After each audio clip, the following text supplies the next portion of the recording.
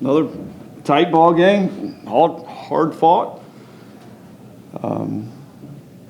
They ran some arms out at us. They're impressive. Felt like we pitched it relatively well for the most part. 6 walks. It's not going to. I mean, some of them were pitching. A couple of them we were pitching around. They got to go to the next guy, but all in all, wasn't horrible. But it goes back to everything, especially at this level. It's defense. It's not necessarily the case at other levels, but it's about playing defense. And you think about the play the second baseman made in the first inning last night. Saved 2 runs, and then play the left fielder made today, saved 2 runs. We got to defend. Question?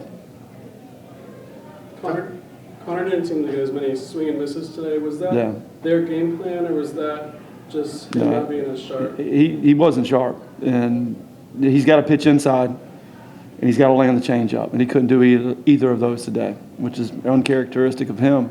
But it was weird. He's never, well, I shouldn't say never, but changeup. He's got to throw 3 of them for strikes, and he's got to establish that inside part of the plate. Let's talk a little bit about Tony Noles' performance, getting a couple of really nice innings after Grady came out. Yeah, Ant's been through it. He's kind of that, crusty veteran that nothing phases him. He can pitch, and again, I like our staff. I like our club. I just told him in there. I said, we'll see him again, and firmly believe that, and they do too. You moved Leander back to shortstop today. He made no errors this weekend. Was that a mechanical adjustment or just even getting his mental right? Yeah, just, again, a change of scenery. It's like, how does one guy, do something not well at one spot and then moves to a different team, and all of a sudden, just a different look. The psychological thing is real, and, moved him over there. That's our best, is when, those 2 are the spots they were at today. You mentioned how strong that staff is, but it didn't seem like you guys were overwhelmed at the plate. Is it just a matter of guys getting comfortable? Yeah, we did a couple of things that you can't do. Swinging at pitches that when you got them on the ropes, it's not how many hits you get. It's not how many. It's when it happens. And we had a couple of situations where guys made bad decisions on whether to swing at the pitch or not, both ways, taking some and swinging at some bad ones when you got them on the ropes. And delivering that knockout blow, that's what great teams do.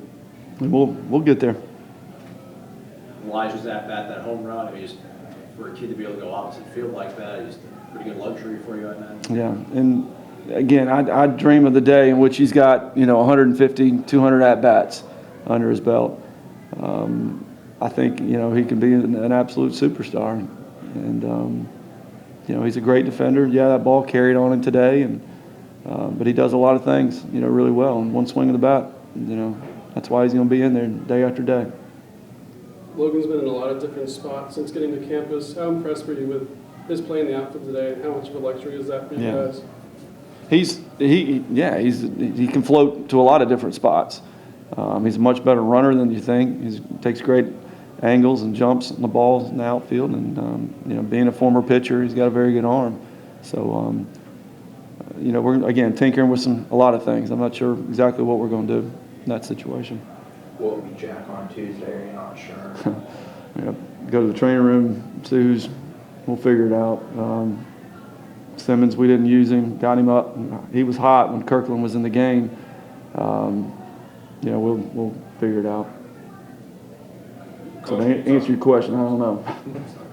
Coach, can you talk about the major adjustments you guys have to make before you get ready for a big game in Duke? Well, there's a big game at Mercer before that. Mercer, again, is one of those teams that you look at them and say, oh, they're mid-major. They go to regionals about every year and can really play. And, I'm trying to stress to them that it's not we're playing a game that is, the opponent is irrelevant. You're playing against the game and doing things right so many times that you can't do them wrong. That's our focus right now. It's not anybody who we're playing or anything like that. It's the mindset being right and knowing where you're going with the ball and decisions at the plate and pitchers clearing their mind, and, there's all things that go into it, and we're playing the game. The opponent is irrelevant.